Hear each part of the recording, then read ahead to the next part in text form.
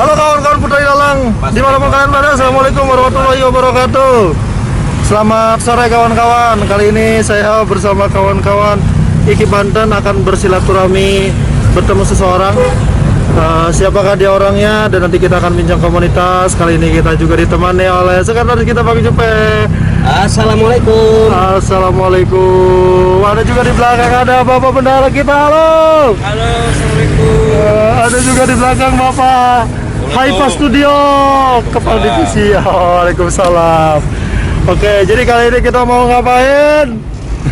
Bincang-bincang. Oh, bincang-bincang, mau silaturahmi lah ya Bang ya. Betul. Kita mau silaturahmi. Dan yang pasti kita mau memperlebar sayap Ikatan Kreatif Youtuber Banten ya. Iya, ya. Terus memperbesar dan mencari ilmu. Betul. Jadi kita tidak bosan-bosan mencari ilmu. Iya dong. Karena sesuai agama kita, carilah ilmu sampai liang lahat. Asik, asik. Jadi jangan sampai puas dengan apa yang kita dapatkan sekarang. Tuntutlah ilmu sampai ke negeri Cina walaupun ilmu tidak pernah bersalah. Betul. Oke, saksikan kita keseruannya. Sampai ketemu di tempat. Bye.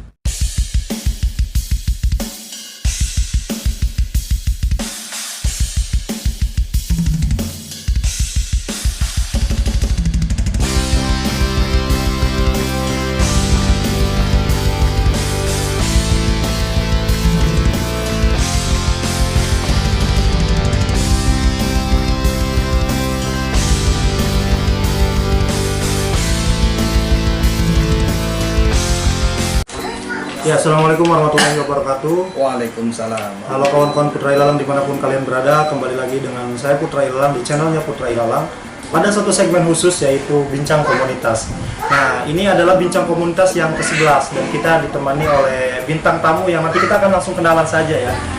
Mulai daripada namanya, kemudian channel YouTube-nya begitu, dan mungkin bicara daripada latar belakang atau kesehariannya, karena ini salah satu segmen spesial teman-teman kita. Sudah lumayan jauh nih perjalanan nih untuk ketemu sosok yang spesial ini. Oke, mungkin langsung saja, tapi sebelum itu kan kita kan punya jargon nih. Iya. Ya kan, Iki Banten punya jargon. Jadi kita jargon dulu biar semangat. Jargonnya gimana? Iki Banten kita ki. Oh, kita ke. Oke, kita jargon dulu teman-teman. Iki Banten Kita ki. Oke, terima kasih. Ya, kita biar tetap semangat ya, karena memang ya ini konten yang harus tetap ceria lah begitu. Oke, mungkin langsung saja Kang untuk kenalan, mulai dari nama channel dan latar belakang Akang apa? Ya, Silakan. terima kasih Kang Putra Ilalang. Ini alhamdulillah berkunjung ke tempat kami ya, entah ini kunjungan nyasar atau kunjungan sengaja tidak sengaja, tapi kita senang sekali. Perkenalkan, saya dengan di KTP-nya Deden Sunandar, tapi memang semenjak tahun 2005 kurang lebih, saya lebih banyak dikenal dengan panggilan Kang Aden. Oh, Kang Aden. Dan kadang-kadang teman-teman suka menambahkan Kang Aden kaset lah. Oke, Gitu ya. ada kasetnya ya. Jadi itu daripada nggak dipuji-puji orang, mendingan kita puji diri sendiri aja lah begitu. Oh, ini lah ya. kayaknya Jadi- menarik gitu. Jadi alhamdulillah kami juga aktif di channel beberapa untuk di YouTube kami dengan Aden Kaset ya. Aden kaset ya. Di Instagram juga sama Aden Kaset juga, dan di Facebook juga Aden Kaset. Oh, Aden Jadi sama Kaset, semuanya gitu ya. Iya, Dan iya. kebetulan secara komunitas kami ada yang disebut dengan Yayasan Mengetuk Pintu Langit. Iya, ya. Jadi basically kami adalah relawan. Jadi semasa Covid ini kami membantu juga penyemprotan di masyarakat. Kemudian alhamdulillah terakhir sampai dengan hari ini kami aktif membantu pemakaman jenazah dengan standar protokol COVID. ya. Nah, itu kurang lebihnya. Sedangkan secara kelembagaan lainnya kita aktif juga menjadi agen ya. Waduh. Agen apa Jadi nih? agen Syiar Sembelih Halal. Syiar Sembelih Halal. Jadi Syiar Sembelih Halal ini ada nama komunitas namanya Juleha, Juru Sembelih Halal Indonesia, dan kebetulan kami aktif di Provinsi Banten. Nah, kemudian juga secara profesi, alhamdulillah untuk di Banten sendiri kami profesi sebagai PEO, Professional Event atau Exhibition Organizer, jadi penyelenggara event ataupun penyelenggara sebuah pameran di Banten. Nah, itu kurang lebihnya lah sedikit perkenalannya gitu Kang. Oh, ternyata luar biasa kan, perkenalannya saja panjang ya kalau kita bicara latar belakang, mulai daripada event, terus juga memang seorang volunteer ya yang memang punya sebuah yayasan namanya Yayasan Mengetuk Pintu Langit kan ya. Dan di belakang ini adalah ya dibilang portofolio lah ini. Ini Ya, adalah logo-logo kita yang eventnya sudah kita selenggarakan. sudah diselenggarakan ya. Oke, untuk Kang Aden Kasep ya berarti ya nama channel YouTube-nya. Di channel YouTube Kang Aden ini apa nih yang diposting nih? Nah ini karena kita juga dibilang YouTuber juga bukan gitu ya. Kita artinya YouTuber Tapi subscribernya banyak gitu ya. Cuman kebanyakan memang kami lebih dominan di pertama di kultur ya, di budaya. Kami mencoba mengangkat dan menggali budaya-budaya, profil-profil budaya di Indonesia maupun di mancanegara. Kemudian kami juga senang dengan konten edukasi, dan yang terakhir memang event. Jadi kami coba untuk memotret event-event yang ada di Indonesia. Jadi segmennya 3 ya? Segmennya 3. Mulai dari budaya, event, sama edukasi ya? Mungkin kayaknya begitu kali ya. Okay. Soalnya ini juga baru kena tahu begitu pas udah gaul sama Kici Banten ini. Tadinya kita nggak tahu begitu-begituan ya. Nah, ngomongin budaya memang sempat saya cross check gitu, saya lihat-lihat ini semua kayaknya event tentang kayak tadi sembelih gitu ya. Terus juga ada beberapa kegiatan yang berkaitan dengan pencaksilat. Ya, betul. Ini yang diangkat misalkan secara khusus apakah memang nasional atau budaya Banten sendiri? Nah, jadi untuk di budaya kan luas ya. Budaya ini luas. Kami lebih spesifiknya kepada tradisi pencaksilat ya. Oh, tradisi pencaksilat. Jadi tradisi pencaksilat tapi dengan turunan-turunannya. Oh, apa tuh? Contoh begini. Di Banten ada 3 aliran besar. Ada di situ ada TTKDH Cimande, ada Terumbu, ada Bandrong. Oke. Nah, turunan-turunannya nih ya. Ketika bicara Cimande di situ turunannya ada urut. Oke. Ya kan, ada klinik urut Cimande. Kemudian turunannya nih para pendekar di Banten yang para dunia persilatan ini kan suka main golok. Iya. Nah, makanya kan turunnya ada acara golok. Terus turunannya apa lagi? Nah, turunannya tadi edukasi. Jadi dari turunan-turunan itu menjadi daya tarik, sehingga akhirnya banyak teman-teman yang ada dari luar ingin datang, salah satunya ingin mengetahui wawasan tentang aliran-aliran itu. Nah, jadi itu salah satunya ya. Oke. Salah satunya begitu. Jadi salah satu yang diangkat kalau dari konteks pencaksilat yaitu yang besar-besar di Banten ya, misalnya Cimande, Bandrong ya. Nah, kalau bicara tentang event nih ya, kan tadi misalkan kita bicara 3 segmen lah. Pertama budaya gitu, tadi contohnya salah satunya. Kalau event sendiri itu kan lebih khususnya bagaimana tuh? Apa event tradisional atau kontemporer atau seperti apa? Kami dalam 5 tahun terakhir sedang memposisikan, jadi di WIPA ini kami sedang posisikan sebagai event kultur spesialis. Apa tuh? Jadi spesialis penyelenggara event budaya. Gitu. Jadi ini kita sedang menuju ke sana. Tradisional? Enggak, lebih ke budaya tadi, yang tradisi tadi. Oh, tradisi. Ya, jadi mengangkat aliran-aliran. Makanya tadi sebenarnya begini. Ini kelihatannya sangat sederhana ya, hanya bicara orang di sana hanya bicara silat gitu ya, silat tradisi gitu. Nah, ternyata tadi galian turunan-turunan itu ketika kita gali akhirnya menjadi satu yang menarik. Contoh di Banten ada debus. Oke. Nah, ada debus. Teman-teman kan bicara debus hanya nampilin debus. Iya, yang tebal ya. Padahal di dalam debus itu, ini contoh nih ya, menggali event debus misalkan. Bicara debus, di dalamnya ada show. Ya, artinya menampilkan debus. Yang kedua ada edukasi. Orang bisa belajar debus datang ke Banten. Ada berbagai perguruan karena identik ya. Identik. Itu yang kedua. Bicara yang ketiga lagi, tadi kan bicara edukasi ya. Nah, bicara yang ketiganya lagi ini adalah bicara persahabatan. Karena ternyata bicara debus itu memang bukan hanya ada di Banten, tapi ada di daerah lain. Tapi Banten punya kekhasan. Kekhasannya apa? Setiap permainan debus di Banten harus dimulai dengan almadat. Apa tuh? Almadat itu yang kayak palu besi itu. Yang dipukul ke perut. Itu khasnya Banten. Nah, ini banyak teman-teman yang kadang-kadang kan maaf ya, sampai ada hal-hal miring diucap di luar sana. Oh, itu trik apa dan lain sebagainya kan begitu, kita juga suka melihat begitu. Tapi artinya ini bicara debus Banten adalah salah satu kearifan lokal dari Banten yang karakter utamanya mencirikannya gampang. Kalau dimulainya tidak dibuka dengan almadat, menurut para tokoh itu kayaknya mungkin bisa jadi dipastikan bukan dari Banten, bisa jadi begitu. Jadi itu ada beberapa hal dengan sholawatan dulu, dengan itu ada hal-hal begitu. Artinya sekarang ini kan tiba-tiba orang debus tuh, ya orang menilainya umum aja. Gitu. Nah, inilah makanya setelah kita gali, oh dalam ya gitu. Dan ini belum yang lain-lainnya ya. Apalagi kalau kita menggali lagi hal-hal dari zaman dulu ya. Banten ini adalah sumber dari segala sumber orang menuntut kesaktian. Jadi kalau dulu kan ngelmu di mana? di Banten. Nah, gitu tuh kan, gitu kan Iya, Kang iya. Ilalang ya. Makanya menarik Kang Ilalang. Iya, iya.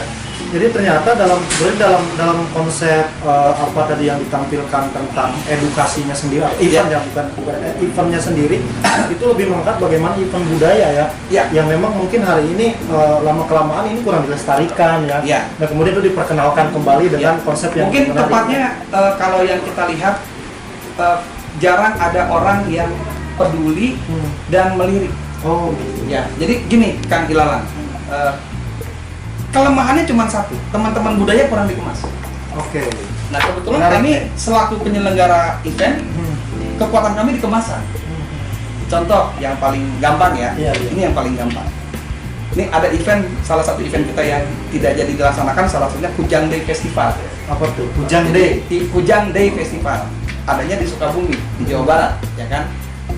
Kalau orang berpikir Kujang Day, paling Pangeran Kujang kan? Iya. Nah kan begitu. Karena namanya. Hanya begitu. Nah, ini bicara Kujang Day, turunannya tuh banyak itu. Pertama, edukasi. Kita bisa bikin seminar Kujang. Momen dia apa? Tingkat nasional, tingkat internasional. Kalau kita bicara seminar Kujang internasional, kita undang dari Malaysia, dari Singapura, dari Eropa. Itu kan begitu. Iya. Namanya tetap seminar Kujang kan? Oke. Gitu. Oke, itu yang pertama. Yang kedua, ini bicara kemasan. Nggak boleh masuk kalau nggak pakai baju budaya sama bawa kujang. Oke? Kalau orang cuma hanya bikin kujang nih, acara kujang tidak pakai peraturan kemasan, ya ada biasa-biasa aja. Tapi pas mau masuk, mana kujangnya? Oh, ini kujang saya. Iya. Bajunya pun nggak pakai baju pendekar. Oh, silakan cari dulu. Itu kan Iya. nyambung, gitu loh. Ini bicara kemasan, jadi akhirnya keren. Gitu. Yang ketiga, ketika bicara kujang, bicaranya kanuragan. Oke. Nah, di situ Ada hal-hal mistis gitu ya. turunannya itu orang-orang sakti kita undang. Nah, bicara ada orang sakti di situ yang kita undang, kita bisa diskusi ilmu-ilmu kanuragan yang ada di. Nah, ini yang menjadi daya tarik. Oke. Kan, dulu kan kita taunya Wiro Sableng, Iya. ya kan? Dulu kita ini ilmu apa ini? Dan kearifan-kearifan lokal yang dulu di Indonesia itu ada, ternyata memang kadang diimplementasikan dalam video-video, dalam film kayak Sahur Sepuh kan? Iya. Ada ilmu waringin sungsang, ada itu ilmu Tawarontek. tawarontek, itu ilmu-ilmu yang memang dulunya eksis. Iya. Nah, cuman artinya gini, mengemas itu kan, sehingga tidak menjadi sesuatu yang menakutkan. Jadi kolot gitu ya. Jadi kolot, dibuatnya adalah ini kemasan. Ini adalah wawasan. Jadi ketika dia datang bisa ngelihat langsung, bisa merasakan sensasinya langsung. Iya. Dianya juga terlibat nih kan. Oh, saya kayak pendekar nih, Iya. bawa kujang, ada bangga segala macam. Terus terakhir-terakhirnya pulang-pulang ada edukasi. Oh iya ternyata ya. Sampai lagi kan, ini bicara persilatan ya. Iya. Bicara persilatan itu turunannya lagi adalah pengobatan. Oke. Iya. Pengobatan alternatif. Ya. Percaya tidak percaya nih kan. Yang lemah syahwat. Oke. Ada terapinya. Ada trofinya ya. Makanya kan Ini ilmu persilatan ya. apa urusan misalkan jantung apa ini ada terapinya dan ternyata memang yang kami dapat daripada para kasepuhan, para tokoh Iya. pesilat itu mereka punya yang dipelajari ya, bukan hanya jurus ya, tapi kekuatan di tenaga dalam.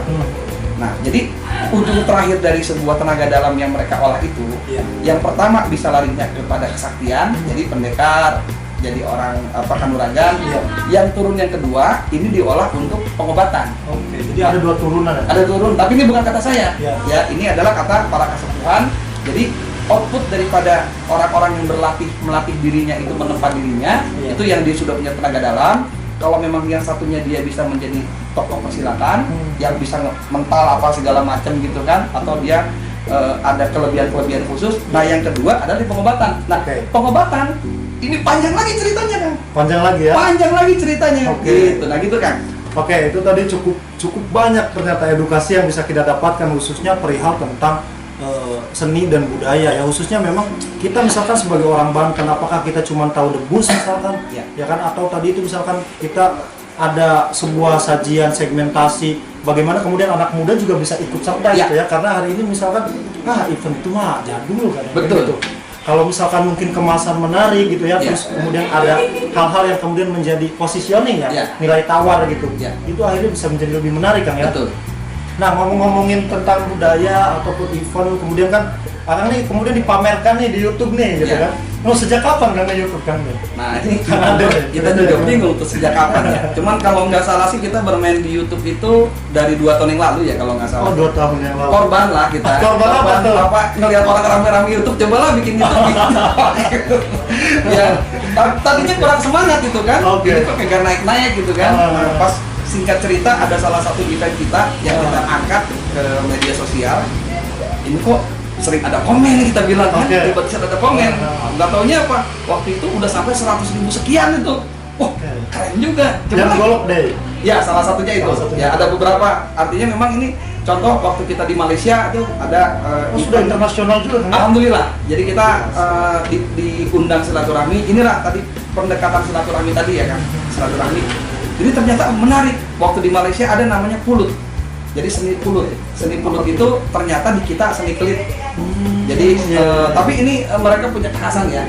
Nah, waktu itu ada tokoh pendekar dari Indonesia, satunya tokoh pendekar dari Malaysia. Dalam satu momen tanpa diduga-duga mereka ketemu. Kan kita tukang bikin video ya. Iya. Nah, kita video kan tuh kan. Iya. Udah biasa-biasa saja tuh. Pas kita share dalam waktu 1 minggu udah sampai hampir 7.000. Wah, wah ini spiral nih kita bilang nih kan gitu kan. Ternyata sekarang udah hampir 70.000 sekian ya kalau nggak salah. Cuma ini menarik. Terakhir juga ada video kita yang Kang Cecep Arif Rahman tuh silaturahmi ke salah satu guru kita di Sukabumi. Ini lagi begini, coba silat gitu kan, cacat gitu kan. Sekali diposting, wah itu sekarang udah hampir 100-an ribu juga sama. Artinya ternyata menarik ya. Sambutannya ada ya? Sambutannya ada. Nah ternyata memang ada hal-hal yang masyarakat ini penasaran, gitu loh. Oh ternyata ya galian-galian budaya ini sangat luar biasa ketika dikemas. Iya. Ini kita belum bicara budaya tari kayak sekarang Iya, kan, iya. kayak ada rampak beduk, ada dok-dok lojor. Ini kita belum bicara itu, sudah ada segmen orang yang ngurus. Kalau Iya. kita fokus ke dunia persilatan lah, dunia wiro sableng lah gitu kan, begitu kan. Nah, ini juga disclaimer kawan-kawan. Jadi sebenarnya Kang Aden ini bagi saya adalah orang yang luar biasa. Kenapa begitu? Ada satu hal yang memang begini. Mungkin semua YouTuber itu ketika ngedit itu kebanyakan pakai KineMaster. Ya. Nah, KineMaster itu kadang-kala kita itu hanya hal-hal yang dianggapnya sepele gitu Ya. ya, sepele gitu. Tapi di tangannya Kang Aden, pelatihan bahkan orang belajar KineMaster gitu yang tadinya aku dari teman ke teman gitu. Ya. Enggak. Ya, jadi nilainya ya biasa gitu. Ya. Tapi di tangannya Kang Aden ini jadi sangat luar biasa, bahkan ada pelatihannya bahkan berbayar. Nah, tipsnya deh Kang, jadi bagaimana mengemas sesuatu yang kecil Ya. ya, itu menjadi luar biasa tuh Kang. Gini, sudut pandangnya. Banyak di antara kita menyepelekan hal-hal sederhana di sekitar kita. Oke. Itu ilmunya. Ya, ini contoh tadi kita bicara Kujang. Ya, mohon maaf. Kujang kan sangat dikenal. Ya.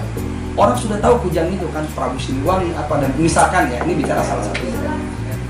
Tapi ketika ini tidak tersentuh dengan baik, ya hanya menjadi Kujang saja. Tapi ketika kita melihat kan, nah tadi kembali apa?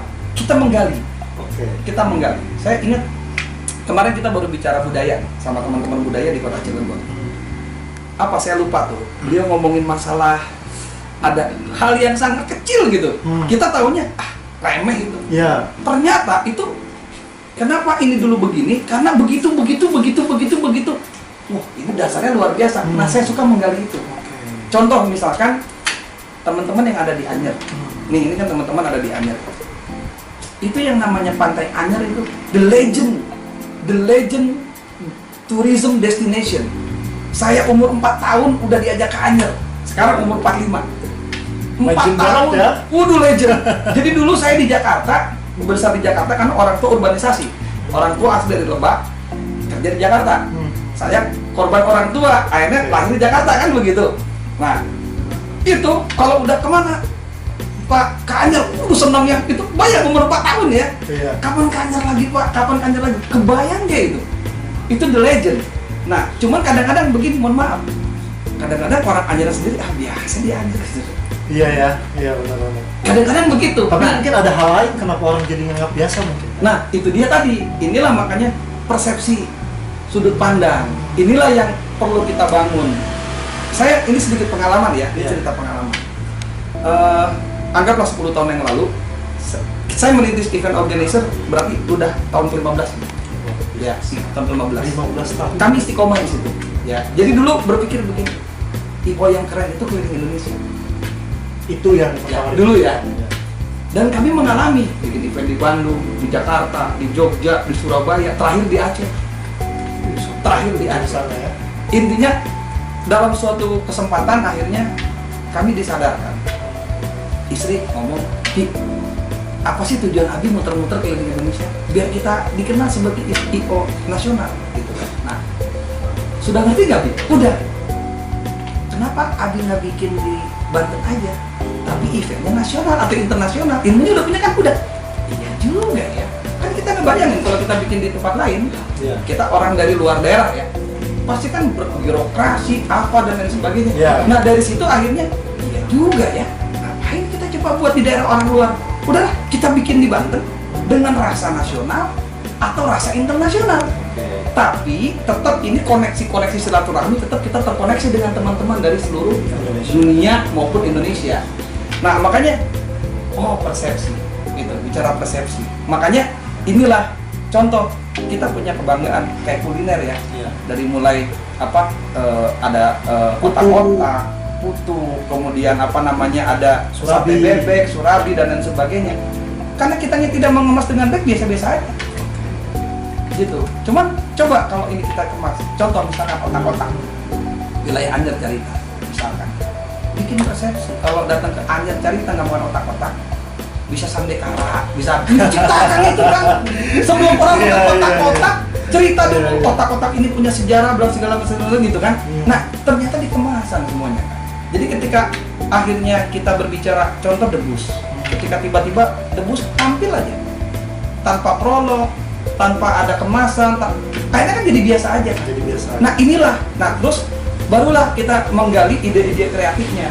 Iya. Ambil dulu mana dasar yang ada di lokal itu yang menjadi kearifan lokalnya. Ya, ketika itu sudah kita punya, baru kita mainkan. Oke. Gitu. Dan ilalang. Oke, ini satu hal yang luar biasa teman-teman. Sambil ngopi kan ilalang ya, sambil ngopi kita nih ya. Sambil Ayo. ngopi. Bismillahirrahmanirrahim. Ada sebuah hal yang sangat menarik teman-teman, mulai daripada bagaimana kemudian sesuatu yang kecil itu jadi besar karena dari sebuah kemasan, dari sudut pandang yang kemudian dikemas dengan hal yang besar gitu ya. Jadi kadang-kala kita tidak teliti melihat sesuatu, itu tadi apa yang dikatakan Kang Adin. Oke, tadi kita sudah bicara sangat luar biasa panjang nih, karena kalau misalkan mungkin selesaikan juga kita nggak selesai ya Kang ya. Dan memang biar juga penonton penasaran kan, oh ini Kang Adin ini siapa gitu kan. Mungkin karena waktu juga nih Kang ya. Terakhir lah Kang, kenapa kemudian kita butuh berkomunitas nih Kang? Karena kan kita di Banten nih Kang. Saya pengen dari pandangan Kang Aden lah ke teman-teman. Gini, kebanyakan dari kita itu merasa dirinya besar. Kebanyakan dari kita merasa dirinya punya kemampuan dan hebat. Jadi akhirnya hal-hal itulah yang menutup dirinya untuk mau bisa membuka diri, bermitra, bersilaturahmi, bersinergi. Ya. Jadi apapun itu, ketika kita jalan hanya secara pribadi-pribadi, sehebat-hebatnya kita akan mentok. Ada limit. Akan ada limit. Nah, inilah makanya pentingnya kita membuka diri. Apalagi sekarang enak dengan dunia media sosial kan. Ya, mohon maaf, ini sedikit cerita. Bagaimana kita bisa nyambung dengan 12 negara? Awalnya cuman hanya kita ada teman yang kenal dengan pendekar di Malaysia, pendekar di Singapura. Awalnya tuh, kita kan kalau harus ke sana cost tinggi. Facebooknya dong, gitu. Memberanikan diri aja kita ngomong sama orang Eropa. Kan ada terjemah sekarang kan? Iya, ilmunya ada ilmu Google Translate. kesaktian Google Translate tuh kan? Tanpa harus ngewirit kita sudah bisa menerjemahkan begitu kan? Laduni.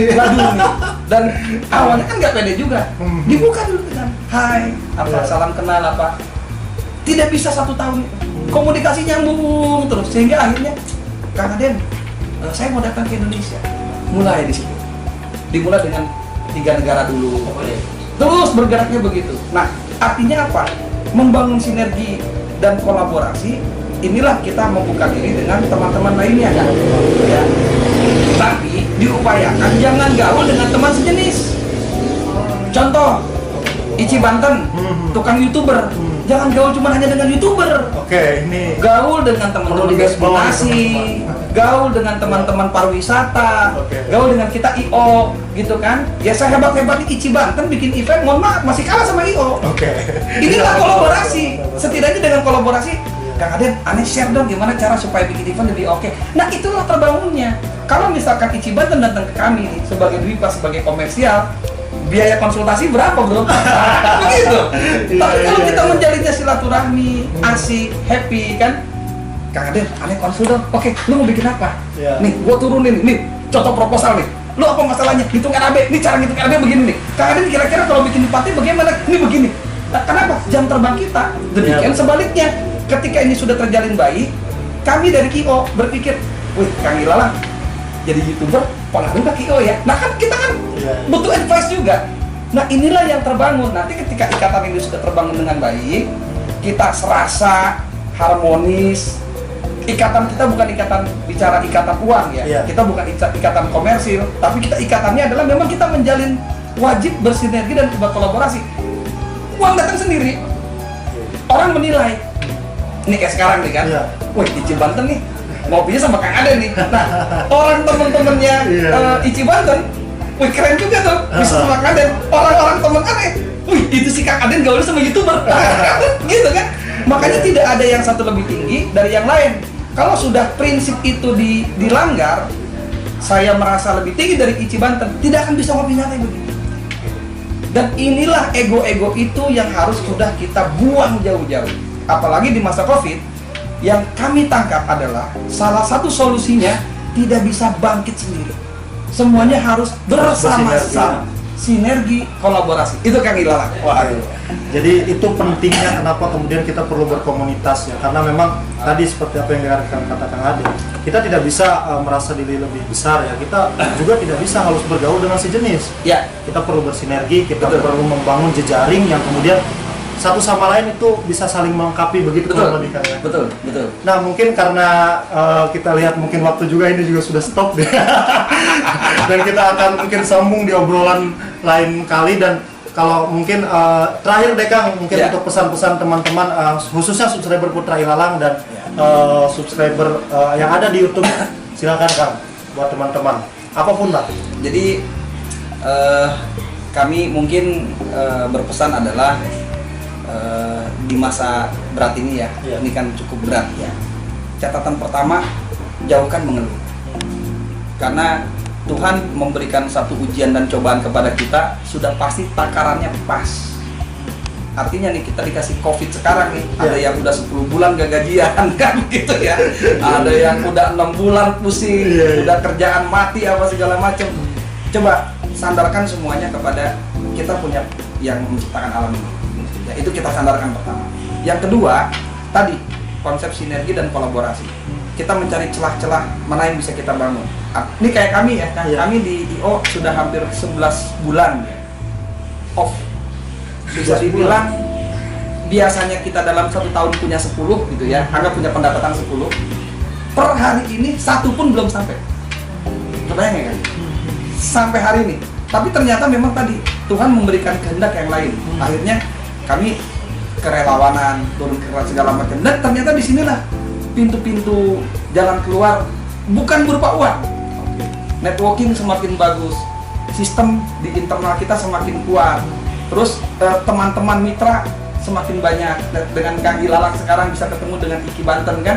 Nah ternyata ini, oh ternyata emang Tuhan begitu. Dan ada yang menarik Kang Ilalang. Menurut para pakar ya, COVID-19 yang sekarang terjadi meriset seluruh pelaku usaha bisnis di seluruh penjuru dunia. Catatan ya, contoh begini, misalkan kalau sebelum COVID, pariwisata contohnya, negara A lebih maju dari Indonesia, ya, negara B udah lebih hebat gitu ya. Ini sekarang posisinya zero.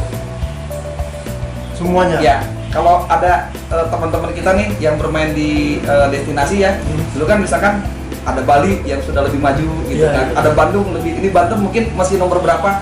Sekarang semuanya ke riset zero. Artinya di sisi susahnya ujian, Iya. kita dikasih ujian, Tapi bagi orang-orang yang kuat dan survive, this is pertama startupnya ini kita bareng-bareng. Jadi kalau kita ini bisa menjalani ini kayak Ichi Banten nih, Iya. ya. Ini bisa dijadi nih sekarang termasuk belum ada saingan di Banten kan?